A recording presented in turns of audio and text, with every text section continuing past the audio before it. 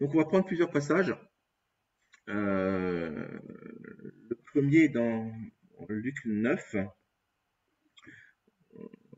s'appelle de Luc 9, 1 à 6, et on va lire juste. Donc, c'est Jésus qui réunit les 12 et il les envoie prêcher. Il les envoie prêcher le royaume, il les envoie pour guérir les malades, il leur donne des recommandations de ne pas prendre de sac, pas de tunique, pas d'argent, de rentrer dans des maisons, d'y rester. Et au verset 5, si les gens ne vous reçoivent pas, si les gens ne vous reçoivent pas, sortez de cette ville, secouez la poussière de vos pieds en témoignage contre eux. Et les disciples partent et vont de village en village, annonçant la bonne nouvelle et opérant des guérisons. Puis Jésus va reprendre un groupe de personnes et on est dans Luc 10. Et là, cette fois-ci, il va en envoyer 70. Donc les 12 sont partis en mission, il va envoyer 70 disciples en mission. Et il va reprendre pratiquement les mêmes textes. Il va dire que entrez, saluez la maison avec la paix, au verset 5, demeurez dans la maison, et partout où vous allez, où vous recevez, ben, restez là, soyez présentés, guérissez les malades, allons et alors que le royaume de Dieu est proche. Et verset 10, mais dans quelque ville que vous entriez et où on ne vous recevra pas, dans ces rues, dites, nous secouons contre vous la poussière même de votre ville qui s'est attachée à nos pieds. Nous secouons contre vous la poussière même de votre ville qui s'est attachée à nos pieds. Sachez cependant que le royaume de Dieu s'est approché. Je vous dis qu'en ce jour, Sodome sera moins traité moins rigoureusement. Et on va continuer. On retrouve ça aussi en Marc 6 et en Matthieu. Donc c'est un évangile, c'est des passages qu'on trouve dans 3 évangiles. Et Marc 6 dira aussi afin que cela leur serve de témoignage. Et bon, ben, ok, c'est un drôle de truc, tout ça. Et on va retrouver quelque chose où ça va être mis en pratique. Parce que finalement, on a parfois les instructions et il y a parfois, on aime bien voir comment ça se met en pratique. Et il y a une mise en pratique dans Actes de ce passage-là. C'est dans Acte 13. Alors, il y a tout le chapitre de Actes nous parle de ce qui s'est passé. Il y a vraiment une annonce de l'évangile qui est faite et qui est juste absolument incroyable. Ils partent d'une ville à l'autre, ils annoncent, et chaque fois ils vont quelque part, ils annoncent l'évangile, et ouais, ils sont envoyés, ça marche bien. Et puis à un moment donné, dans une des villes où ils sont, eh ben, ça marche tellement bien que le deuxième sabbat, il n'y a plus personne ailleurs que chez eux. Il est dit au verset 44 dans Acte 13, le sabbat suivant, presque toute la ville se rassemblant pour entendre la parole de Dieu. Vous imaginez en une semaine, toute une ville.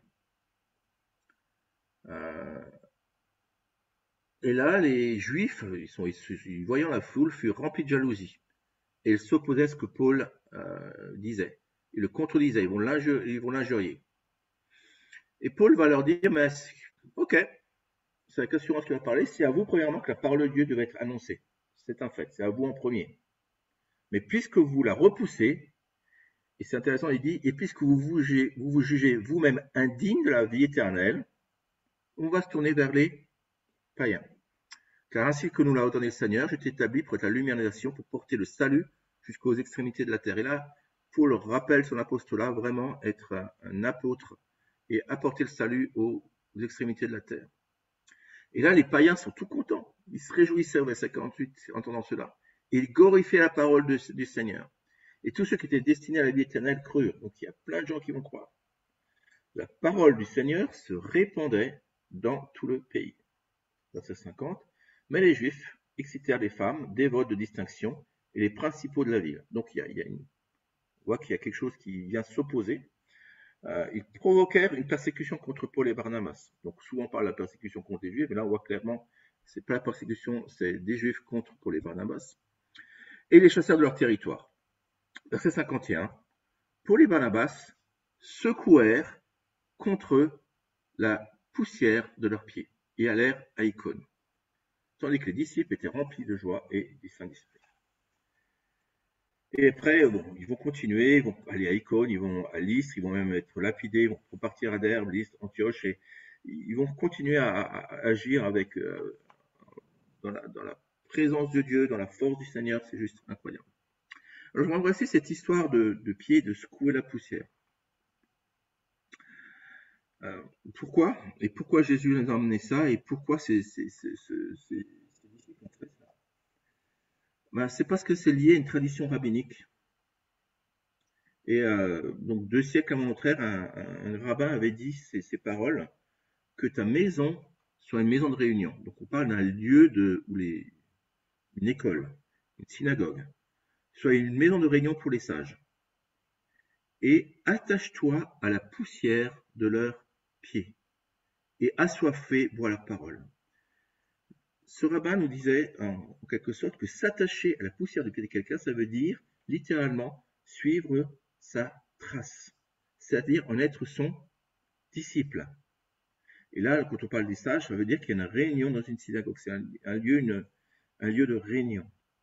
Inversement, secouer la poussière de dessous ses pieds en quittant la maison signifie que l'on refuse de suivre les façons de penser et d'agir qui sont pratiquées.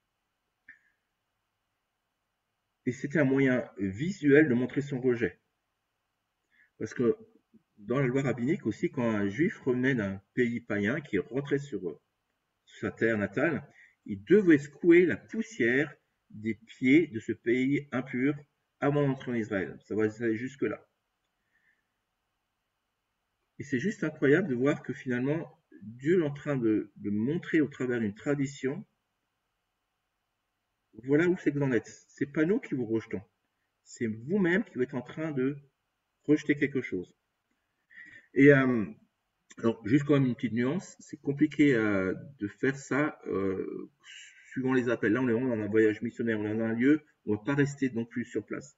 Mais en tout cas, on peut en retirer des choses pour nos vies. Parce que parfois, on est appelé à vivre quelque chose et à rester dans un lieu, quoi qu'il en coûte, quoi qu'il arrive. Mais en même temps, je crois que dans cette séparation, ça peut nous libérer de cette situation épuisante. On n'est pas obligé de faire alliance avec tout et n'importe qui.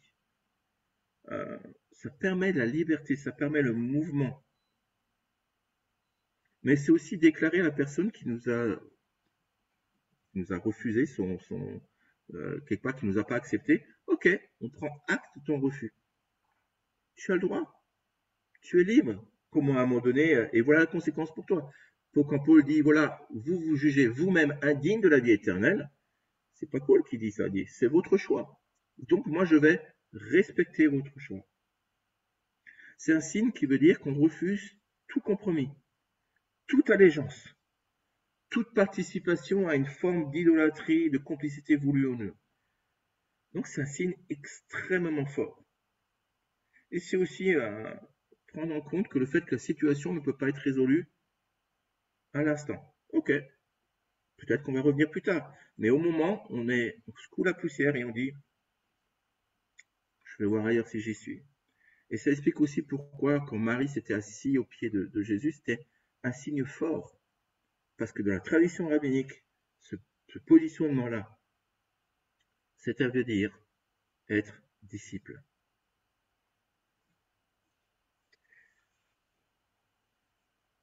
Donc je trouve intéressant qu'on a passé beaucoup de temps à faire du dépoussiérage hier. Comme si on devait secouer la poussière.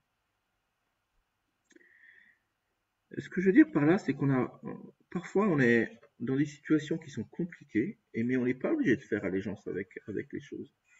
On est dans un temps un peu spécial. Par exemple, aujourd'hui, on a démarré l'Avent. Et parfois, on va faire les courses et on est submergé par l'esprit commercial. Mais est-ce qu'on est obligé de rentrer là-dedans? Si quelque part on sent venir contre nous quelque chose aussi fort, aussi puissant, même intérieurement, même dans le magasin, secouez-vous la poussière de vos pieds intérieurement. Dis non, j'ai rien à faire avec ça. Je ne suis pas obligé de me coltiner toute la poussière qu'on veut me mettre sur le dos Et je refuse de rentrer là-dedans. Je vais secouer ma poussière. Je refuse. Et c'est intéressant aussi parce que quand Paul c'est aussi une manière de dire non au rejet. Vous savez, ah ben, on n'a pas voulu de moi, je suis rejeté. Génial. Jésus dit, mais tu n'es pas obligé de vivre le rejet. Au moment où la personne refuse, ne t'accepte pas, et hop, merci. Alors, encore bien entendu, c'est différent dans une famille. Hein. Tu ne peux pas refuser quelqu'un, mais on peut quand même refuser la poussière qu'on nous met sur notre vie. Dire non, ça, j'en veux pas. Je rentre pas là-dedans et je ne suis pas accepté de rentrer là-dedans. Et je crois que l'on vit un temps un peu spécial aujourd'hui. Alors, c'est un peu. Est-ce que je rentre de nouveau là-dedans? Parce que. Mais un des chants de David reparlait de ce temps nouveau, on reprend des nouvelles choses. On est de nouveau sur un moment où on bascule vers quelque chose. Par exemple, on est arrivé dans ce temps c'était le temps de Thanksgiving. Donc le temps de la réjouissance, parce que la saison était terminée, parce que les récoltes étaient rentrées, et on arrivait à un temps de célébration pour Dieu, et puis un temps de repos pour la terre. C'est vrai que même, je sais que notre ami Werner travaillait beaucoup dans la moisson en ce moment. Mais on arrive à un temps où les moissons se terminent. On a ramassé le raisin. C'est une saison qui se termine. C'est aussi pratiquement le dernier week-end où Luc et Manuel ne sont pas là, ils vont nous rejoindre parce que c'est la fin du temps de mise à part. On est arrivé à l'ouverture de l'avant et on est de nouveau à quelque part où le nouveau ne sera pas comme l'ancien. Et on a reçu juste des messages incroyables. On a reçu un message sur la foi avec notamment Alain. J'espère que vous avez tous écouté le message sur le regard que nous a porté Isabelle. Laissons le regard de Dieu nous imprégner, nous voir, nous lire, pas laisser les regards des autres nous lire. Parce que parfois, finalement, c'est ça. Est-ce qu'on accepte que le regard de Dieu vienne se poser sur nous, nous lire, ou est-ce qu'on accepte que les regards de Dieu, les juges, pas de Dieu, des personnes ou des jugements des personnes viennent vers nous? Non, on n'est pas obligé d'accepter ça. Et quelque part, ce que Jésus a dit aux disciples, je vous vais le redire. Secouez la poussière de vos pieds. En quelque sorte, ne faites pas alliance avec ce qu'on est en train de vous dire. Vous n'êtes pas obligé de subir un tas de choses. Et puis, ce message juste incroyable de vous rappeler à qui tu appartiens. Là où tu marches, à qui tu appartiens. Tu appartiens au Très-Haut.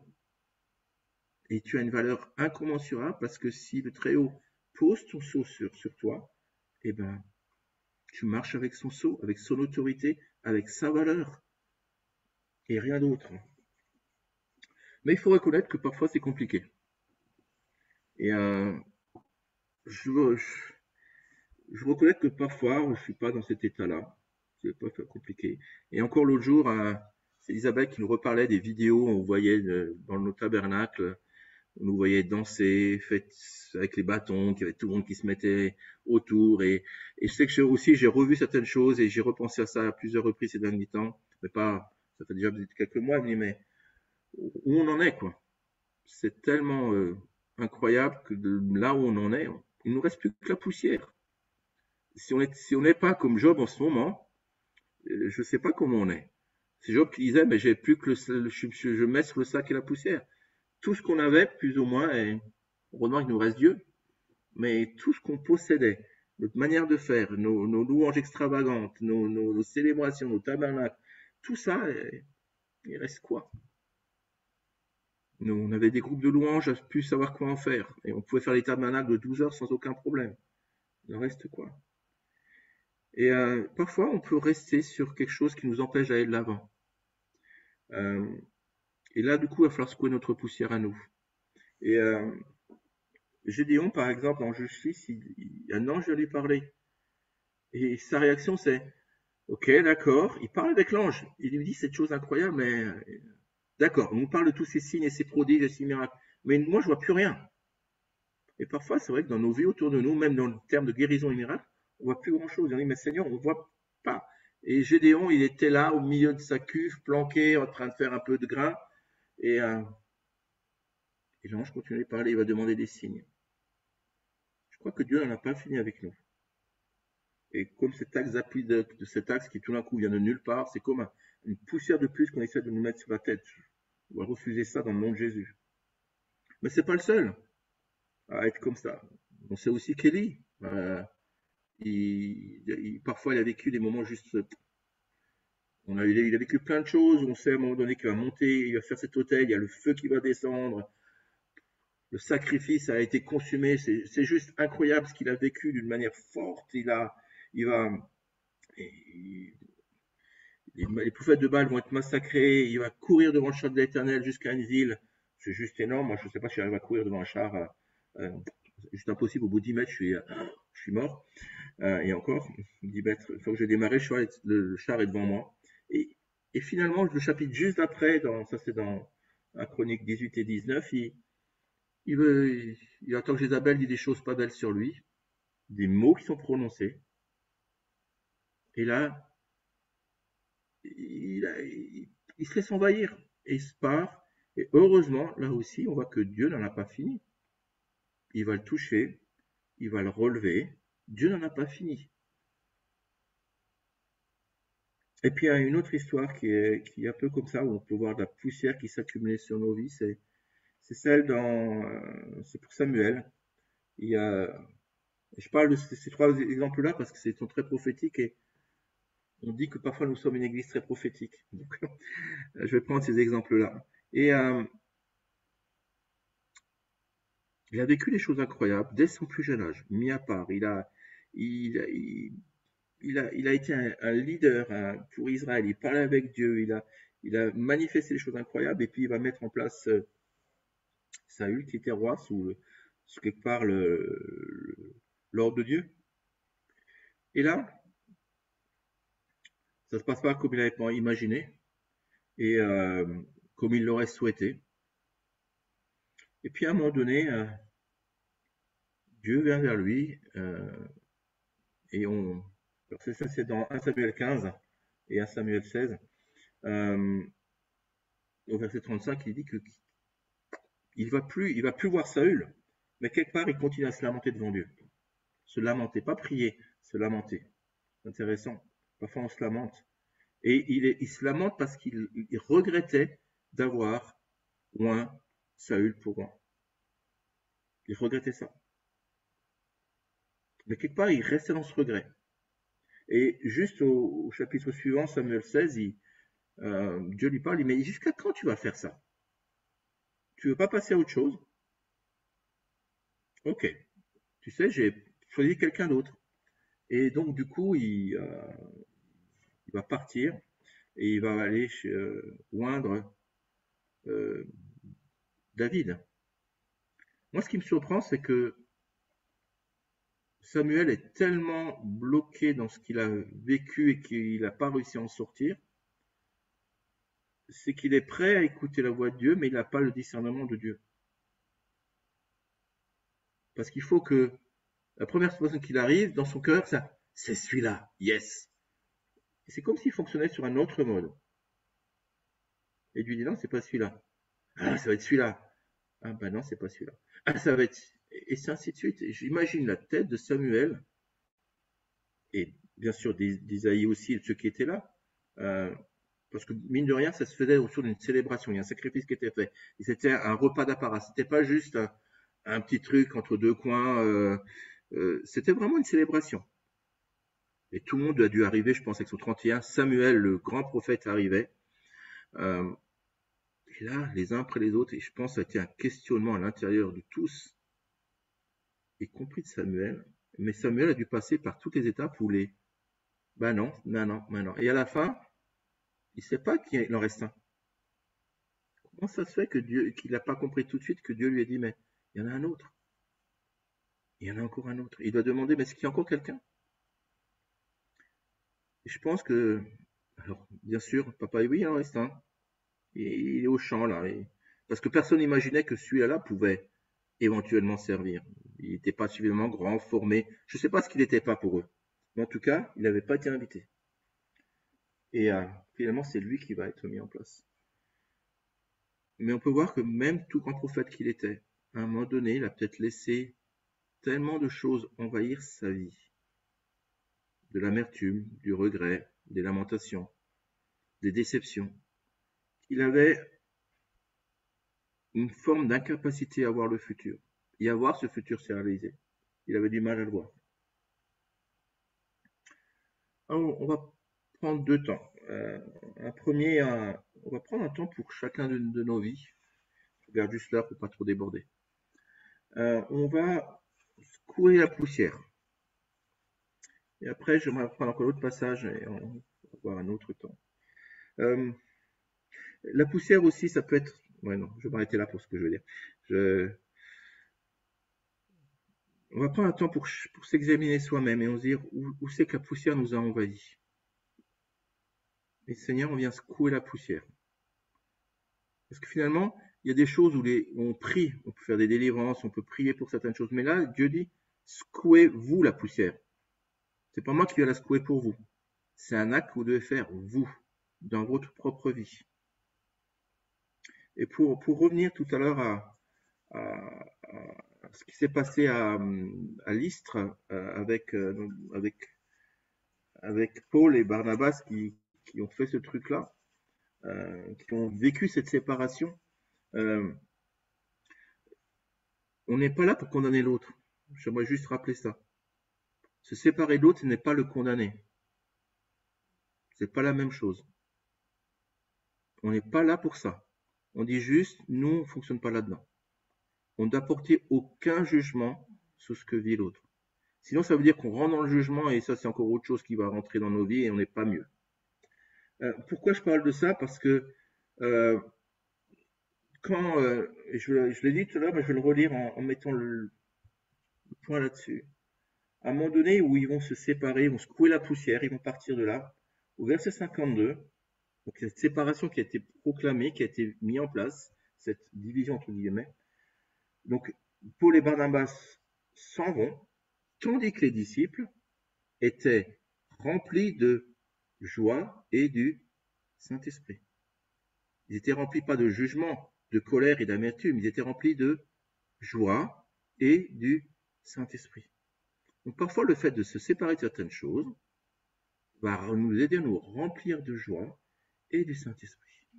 Donc ne rentrons pas dans le jugement quand il y a une situation qui ne nous a pas plu, qui ok, on se sépare, pas de jugement. C'est pas évident à faire, je suis désolé. C'est un exercice pratique pas simple. Donc on va prendre quelques minutes, peut-être que vous pourrez continuer après. On va prendre quelques minutes juste pour que chacun, dans sa situation, dans sa vie, dans là où il en est, puisse avoir un temps de petit nettoyage, dépoussiérage. Alléluia. Je vais remettre un peu un fond musical et...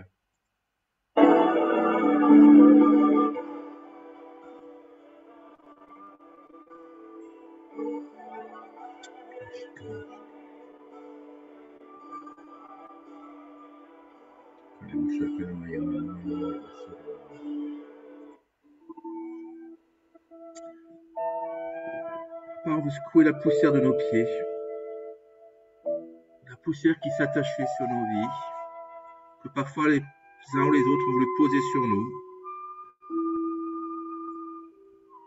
Dans ta paix, dans ta présence, viens Saint-Esprit, secouer les poussières, avec des faux enseignements, des querelles, avec des disputes, avec des jugements. On vient secouer la poussière de nos pieds.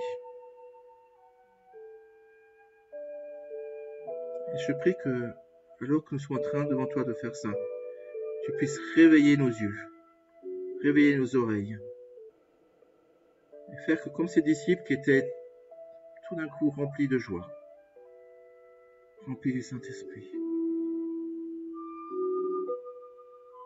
on vient secouer et on vient se libérer.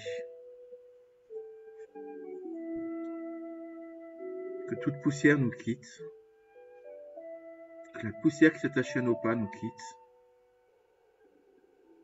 que la poussière qui s'attachait dans les lieux où nous marchons nous quitte, Parce qu'il est dit que tout lieu que foulera la plante de tes pieds sera sous ton autorité. Alors on veut dépoussiérer ces lieux pour marcher avec autorité dans ces lieux où nous marchons. Pas avec cette poussière qui fait un filtre entre nous et qui vient salir tous les lieux où nous marchons, qui vient salir tous les lieux où nous mettons nos pieds et nos pas, qui vient salir nos pensées, qui vient salir nos âmes, qui vient salir la communion avec toi. On s'en débarrasse maintenant. Et on prie que la poussière nous quitte. Que la poussière nous quitte. Alléluia. On va encore prendre quelques minutes. Donc, là où vous êtes, continuez à enlever la poussière.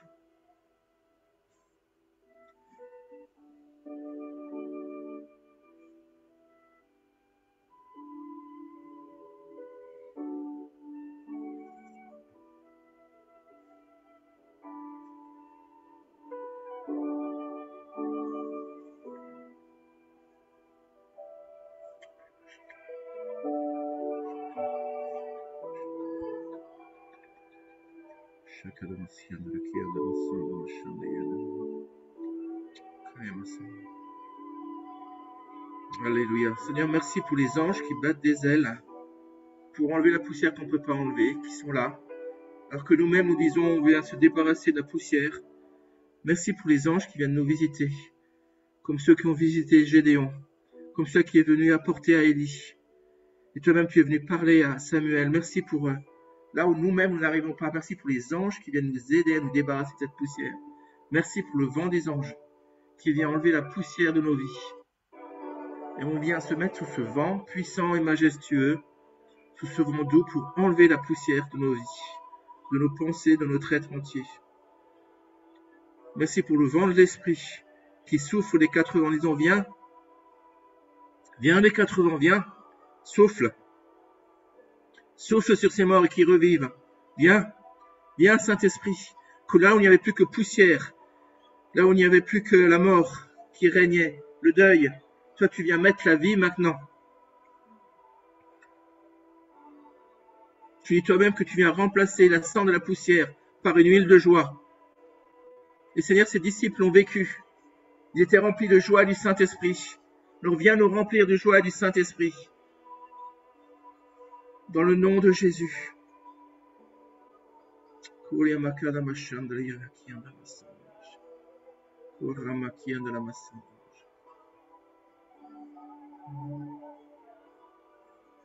Alléluia. Amen, amen. Amen, amen.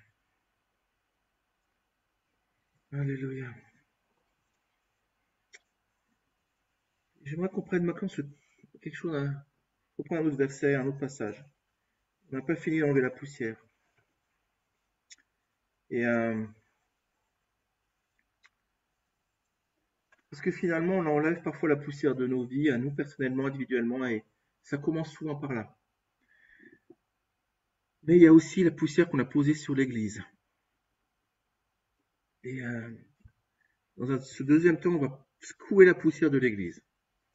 Et je trouve ça dans ce passage où, dans Isaïe 52, il y a Dieu qui parle à Sion.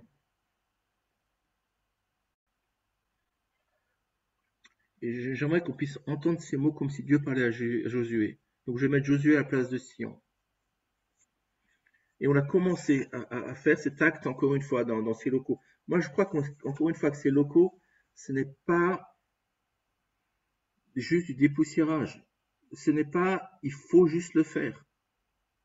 C'est une obligation dans les lieux célestes et sur la terre. C'est quelque chose de tellement, tellement important. Donc, on a Dieu qui dit réveille-toi, réveille-toi. Revêt ta parure, Sion, là j'irai Josué. Revêt tes habits de fête, Jérusalem, ville sainte.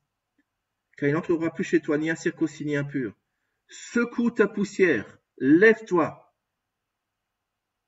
Mets-toi sur ton séant, Jérusalem, détache bien ton cou, captive, fils de Sion. Il y a quelque chose que Dieu dit à une ville, parce que ce qu'il le dit à nous, il y a quelque chose qui dit, secoue la poussière. Comme je disais tout à l'heure, moi, quand je vois encore ces factures qui arrivent, je me dis, mais c'est comme une poussière de plus qu'on nous met sur la tête. Ça suffit. Jusqu'à quand on va accepter ça? Jusqu'à quand on va continuer à plier le cou? Et on va secouer la poussière. On va se réveiller d'habits de fête. Au lieu de se lamenter, on va continuer à célébrer l'Éternel. Et puis, il y a quelque part, il y a une posture. C'est comme si on était couché, parce que si Dieu dit, lève-toi, au moins assieds-toi, c'est quelque part, on est couché dans la cendre. C'est qu'on porte le deuil. Et je crois qu'on va se relever et secouer la poussière et qu'il n'entrera plus chez toi rien d'impur. Je pense que toutes ces poussières qui se sont accumulées, ça peut être des paroles, encore une fois, qui ont été prononcées sur l'église. Ça peut être des gens qui ont pu dire des choses. Alors peut-être aussi c'est un nettoyage qu'on doit faire nous et on aura au mois de janvier un temps ça peut dire qu'il ne faut pas commencer maintenant, mais tout un temps de jeûne, un temps de nettoyage. Même au niveau du conseil, on a prévu aussi un temps pour faire un peu ça, enlever la poussière. Tout ce qu'on a pu vivre avec que ce soit avec des décès de Flavie, on en reparlait, ça fait à peu près 4 ans, me semble-t-il, pratiquement jour pour jour que c'est arrivé, quoi. C'est tout ce qui était très aux locaux, ce qu'on a pu entendre parfois sur les locaux. Alors peut-être qu'on fait des erreurs parfois, mais est-ce qu'on doit entrer dans le jugement pour cela? Est-ce que des personnes doivent se séparer à cause de cela? Est-ce que il faut prononcer des paroles dures sur l'Église? Non, on va secouer la poussière. Et c'est vraiment quelque chose que Dieu veut faire. Et il dit à un moment donné dans des psaumes qu'il va relever les personnes, l'indigent de la poussière. Et je crois que Dieu veut faire ça avec nous. Et on va profiter de ce temps, on rentre là-dedans. Et encore une fois, pour moi, c'est une saison. C'est-à-dire que le nettoyage dans les locaux, c'est tout ce temps, on va secouer la poussière. Donc, plus vite on aura fini, plus vite on aura secoué la poussière. Donc, quand je dis à un moment donné, mais il faut qu'on le fasse, c'est pas, ok, il y a des termes légaux, mais est-ce qu'il n'y a que ça? C'est comme si la seule chose importante, c'est le permis de construire donné par la mairie. C'est comme s'il y avait toute autorité sur tout. Ben non, on a notre part à faire. Et notre part, c'est de croire que dans ces lieux, il y aura encore une célébration. C'est quoi que dans ces lieux, il y aura la fête, la réjouissance. Et ça commence par dire, on va dépoussiérer ces lieux. Du début à la fin. Et peut-être, j'espère que pour Pâques, on aura terminé notre nettoyage. Rappelez-vous que pour Pâques, il fallait enlever la poussière, ce que font les Juifs, dans toute leur maison. Ils devaient passer à enlever la poussière pour enlever, s'il restait à un endroit, une goutte de levain. Il faut qu'on fasse ça dans nos locaux. Un grand nettoyage. Et c'est vrai physiquement, et ça commence par là.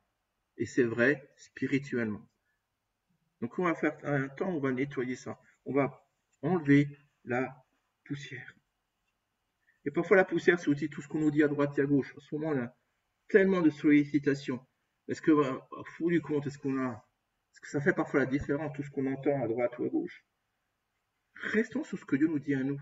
Je pense que c'est aussi important de rester sur ce que Dieu nous donne à nous pour faire la différence là où nous sommes.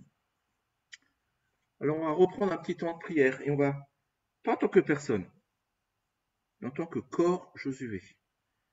Et tout à l'heure, quand on a pris la Sainte Seine, on a rappelé qu'on était un seul corps. Des individus, mais tous membres d'un seul corps. Alors on va reprendre un temps de prière et là où vous voyez par rapport à Josué, vous vous dites que vous avez rappelé des paroles qui ont été prononcées, ou peut-être des choses qu'on a pu faire de travers. Où est-ce que tout ça? Dans le nom de Jésus. Alléluia. Alléluia.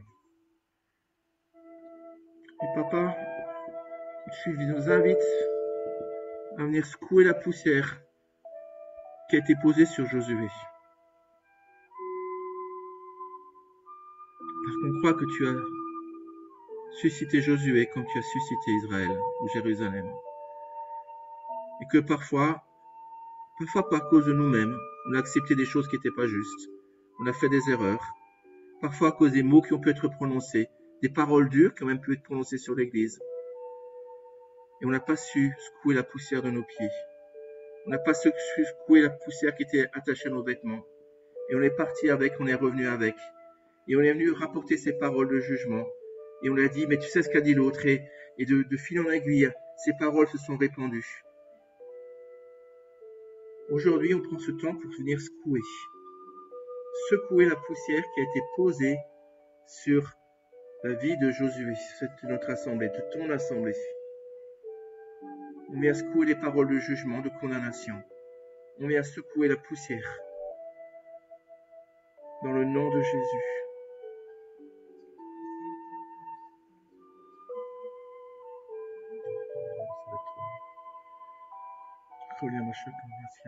Donc chacun chez soi, là où vous voyez, vous pouvez prononcer vos paroles, là où vous êtes par rapport à Josué.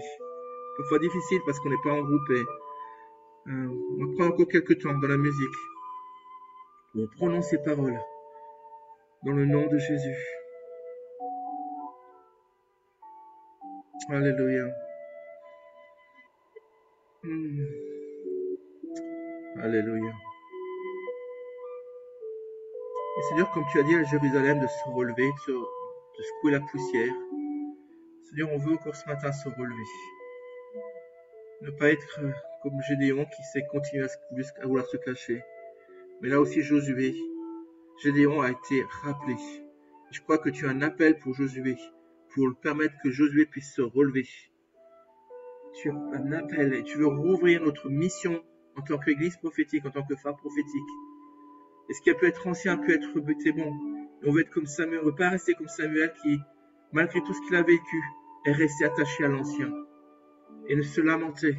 On veut tout à nouveau se réveiller et ouvrir nos yeux sur le nouveau. Alléluia. Viens nous visiter, Papa, en tant que corps, en tant qu'Église. Viens nous rassembler. Là, on est dispersés, où la poussière s'est immiscée entre nous. Où on voit l'autre à travers la poussière.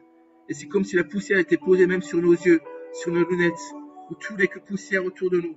Aujourd'hui, on prie pour que le vent de l'Esprit vienne secouer la poussière qui est là et vienne l'aspirer en dehors. Nous ouvrons les fenêtres de nos vies, de notre Église Josué, afin que la poussière puisse partir. Alléluia. Dans le nom de Jésus, Papa.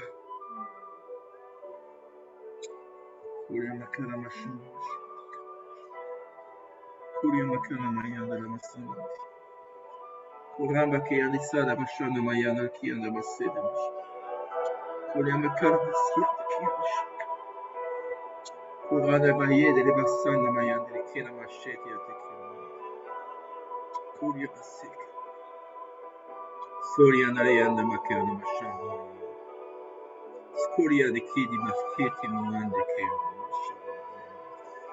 ala bashaya che amasoko tetenda Kobasana machete andala masaka Korianda de beke anda masana mayete la masana Shoba babakana mayana machete. Alléluia. Alléluia.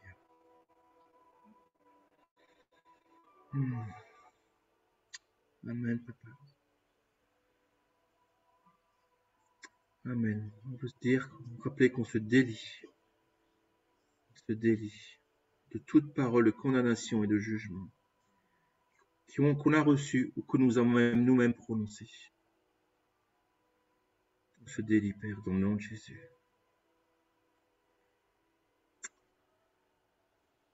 Amen.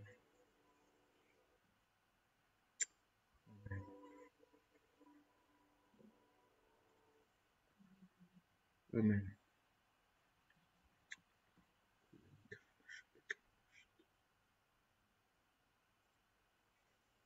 Amen. Voilà. Je pense qu'on va s'arrêter là. Un petit peu dépassé. Mais on va arriver à la fin de notre célébration ensemble.